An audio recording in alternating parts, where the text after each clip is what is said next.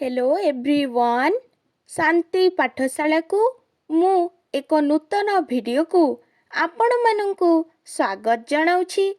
आज आमे आलोचना करिबा 10टी धाड़ी रे महिला दिवस उपलक्षे एक सुंदर भाषण।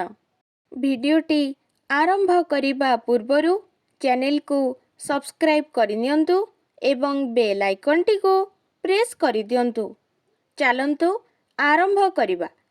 1 नंबर प्रत्येक वर्ष मार्च मास 8 तारिख को आंतर्जातिक महिला दिवस रूपे पालन करा जाइथाए। 2 नंबर महिला मानंक प्रति सम्मान प्रशंसा सर्वविध उन्नति तथा सुरक्षा पाई 1975 मसीहा मार्च 8 तारिख दिन आंतर्जातिक महिला दिवसर शुभारंभ होइथिला।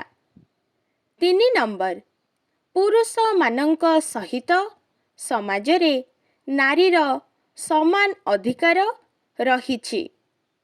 4 नंबर अबला ओ दुर्बला कही नारी को घर कोणरे बंदी करी रखिले बा तार असम्मान कले समाज तथा देशर उन्नति होई पारिबो नाही।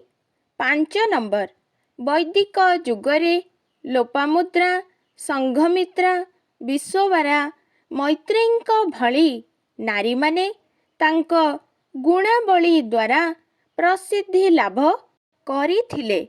6 नंबर मध्य जुगरे पद्मिनी मीराबाई दुर्गावती आदि नारी मानंकर अवदान अविस्मरणीय अटे। 7 नंबर भारतर स्वाधीनता संग्राम रे झांसी राणी लक्ष्मीबाई अहल्याबाई आदि नारींक कार्य बेस प्रशंसनीय अटे। 8 नंबर द्वादश शताब्दी बेलकु बाल्य विवाह सतीदाह प्रथा बहु नारी विवाह परदा प्रथा नारी निर्यातना ओ यौतुक प्रथा प्रचलन करी समाजरे नारी को भोग विलासर माध्यम रूपे ग्रहण करागला। 9 नंबर राजा राममोहन राय स्वामी दयानंद सरस्वती एवं ईश्वर चंद्र विद्यासागरंक भଳି समाज संस्कारक मानंक द्वारा नारी जागरणर नूतन अध्याय सृष्टि होइथिला।